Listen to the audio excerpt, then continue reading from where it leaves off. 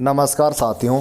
लोकसभा चुनाव आने ही वाले हैं। लोकसभा चुनाव से पहले बड़ी खबर सामने निकल कर आ रही है।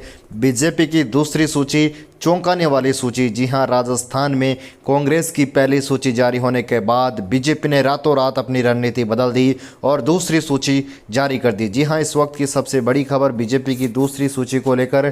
कांग्रेस की पहली सूची जारी हो चुकी है, बीजेपी की दूसरी सूची। एक बड़ा उलटफेर किया जा चुका है राजस्थान के सियासी गलियारों में। अभी एक बड़ी अपडेट निकल कर आ रही है।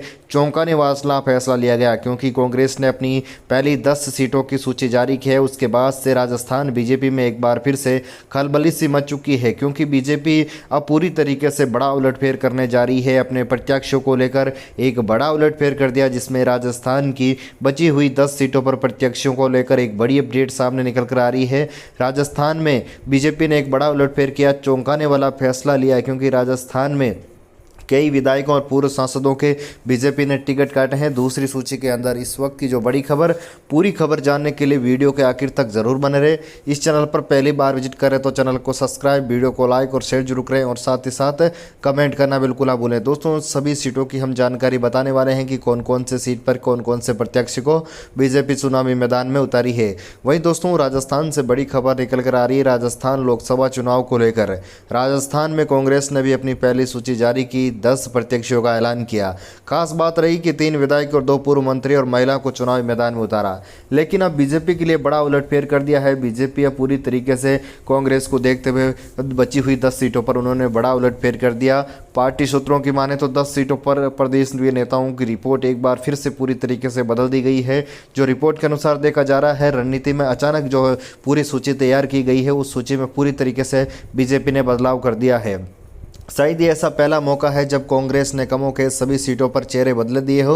विधानसभा चुनाव में लेकर बीजेपी की दूसरी सूची को लेकर एक बड़ी अपडेट लोकसभा चुनाव को लेकर आ रही है, जिसके अंदर झुंझुनू, जयपुर ग्रामीण, टोंक, सवाईमाधोपुर, करौली, धौलपुर, राजसमंद और गंगानगर हनुमानगढ़ की सीटों पर मंथन हो रहा है। बीजेपी कुछ सीटों पर महिला प्रत्याशियों को चुनावी मैदान में उतारने को लेकर पूरी तरीके से कन्फर्म हो चुकी है। उसके साथ साथ जातिगत समीकरणों को भी देखा जा रहा है। लेकिन इस बीच एक बड़ी अपडेट निकल कर आ रही है। सूत्रों के हवालों से मिली जानकारी के अनुसार बीजेपी ने जिस प्रकार कांग्रेस की सूची जारी हुई, उसके बाद रातों रात अपने प्रत्याशियों को बदल दिया गया। दोस्तों, कहां से कौन कौन से प्रत्याशियों को बीजेपी बदलने जा रही है। दोस्तों, भाजपा की बात करें तो भाजपा की ओर से अब तक शेष 10 सीटों पर प्रत्याशी घोषित करने को लेकर पूरी रिपोर्ट तैयार हो चुकी है। माना जा रहा है कि 6 प्रत्याशी बदले जाएंगे। जी हां, 10 में से 6 प्रत्याशी को बदलेंगे और 4 को रिपीट करने की संभावना है। महिला प्रत्याशियों को भी प्राथमिकता दी जा रही है। 10 सीटों पर कौन कौन से प्रत्याशी उतरने वाले हैं, पूरी खबर हम आपको बताने वाले हैं, तो वीडियो को लाइक और शेयर जरूर करें। दोस्तों, सबसे पहले बात कर लेते हैं जयपुर ग्रामीण की लोकसभा सीट की। जयपुर ग्रामीण पर सांसद रहे कर्नल राज्यवर्धन सिंह राठौड़ भजनलाल सरकार में मंत्री बन चुके हैं। उनको विधानसभा चुनाव लड़ाया गया, विधानसभा चुनाव में वो जीत गए और उनको भजनलाल सरकार के अंदर मंत्री बना देगा। तो इस सीट पर पूर्व विधानसभा अध्यक्ष राजेंद्र सिंह राठौड़ को चुनावी प्रत्याशी बनाया जा सकता है। जयपुर ग्रामीण की जो लोकसभा सीट पर राजेंद्र सिंह राठौड़ को प्रत्याशी बनाए को लेकर पूरी तरीके से सियासी गलियारों में चर्चाएं हैं, क्योंकि राज्यवर्धन सिंह राठौड़ मंत्री बन चुके हैं तो उनको अब चुनाव नहीं लड़ाया जाएगा, तो यहाँ प्रत्याशी बदला जा रहा है। राजेंद्र सिंह राठौड़ का नाम काफ़ी चर्चा में चल रहा है और काफ़ी सुर्खियों में भी है। राजेंद्र सिंह राठौड़ अभी लोकसभा चुनाव को लेकर के बीजेपी इनको चुनाव लड़ाने जा रही है जयपुर ग्रामीण की लोकसभा सीट पर। उसके बाद से सियासी गलियारों में चर्चाएं तेज हो चुकी है। महिला चेहरे के रूप में भी बीजेपी नेता राखी राठौड़ का नाम इस सीट पर चर्चा में। अगर राजेंद्र राठौड़ को टिकट नहीं लड़ाया जाता तो फिर राखी राठौड़ को भी चुनाव लड़ाया जा सकता है। दोस्तों, अजमेर की लोकसभा सीट की बात करें तो अजमेर की लोकसभा सीट पर भी बीजेपी नया फॉर्मूला अपनाने जा रही है। अजमेर की लोकसभा सीट पर देखें तो सांसद भागीरथ चौधरी को पार्टी ने विधानसभा का चुनाव लड़ाया था। अजमेर की लोकसभा सीट से जब उनको अजमेर से विधानसभा चुनाव लड़ाया गया तो वो विधानसभा चुनाव हार गए। तो ऐसे में अजमेर लोकसभा सीट पर भी बीजेपी अपने प्रत्याशी को बदलने जा रही है। अजमेर की जो लोकसभा सीट है वहाँ से भागीरथ चौधरी का टिकट काटा जा सकता है और यहाँ से बीजेपी के पूर्व अध्यक्ष, प्रदेशाध्यक्ष सतीश पूनिया को प्रत्याशी बनाया जा सकता है।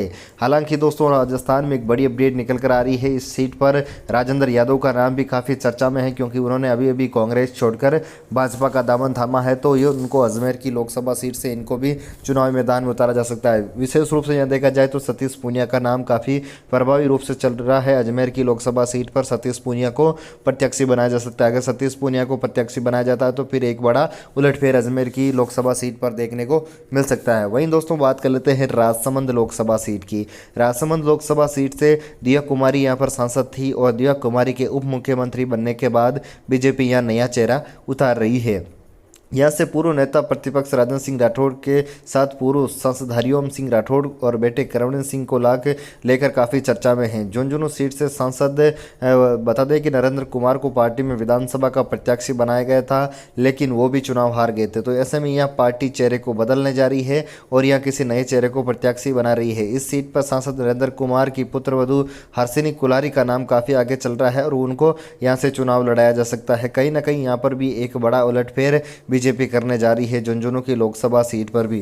कुल मिलाकर देखा जाए तो पूरी तरीके से इस बार बीजेपी एक बड़ा उलटफेर राजस्थान के अब लोकसभा चुनाव में बची हुई सीटों पर करने जा रही है।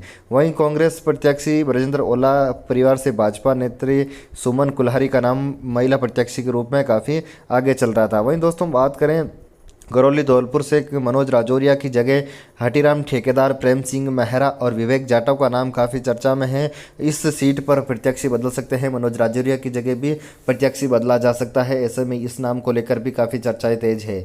वहीं 200 से मौजूदा सांसद जसकौर मीणा का टिकट कट सकता है। इसकी जगह जसकौर की बेटी अर्चना मीणा का नाम काफ़ी आगे चल रहा है और अर्चना मीणा को यहाँ से प्रत्याशी बनाया जा सकता है। तो कुल मिलाकर देखा जाए तो राजस्थान में बीजेपी अपनी दूसरी सूची को लेकर जैसे ही कांग्रेस की पहली सूची जारी हुई है उसके बाद से पूरी तरीके से सियासी गलियारों में चर्चाएं तेज हो चुकी है और बीजेपी पूरी तरीके से अपने प्रत्याशियों को बदलने का मंथन बना चुकी है। तो पहली जो दूसरी सूची बीजेपी की आने वाली है जिसके अंदर कई नामों को बदला जा सकता है, कई नामों को लेकर चर्चाएं लगातार तेज है। तो ऐसे में बीजेपी एक बड़ा उलटफेर अपनी दूसरी सूची के अंदर करने जा रही है। दूसरी सूची के अंदर कई बड़े दिग्गज नेताओं के बीजेपी नाम काटने जा रही है जिनके अंदर नए चेहरे को मौका दिया जा सकता है। नए चेहरे को मौका दिया जाएगा तो फिर कहीं ना कहीं कांग्रेस को उसका फायदा भी मिल सकता है। लेकिन पूरी तरीके से कांग्रेस की पहली सूची जारी होने के बाद बीजेपी में एक पूरी तरीके से नाम लगभग फिक्स चल रहे थे। बीजेपी पूरी तरीके से नामों के ऊपर एक बार फिर से मंथन शुरू कर चुकी है।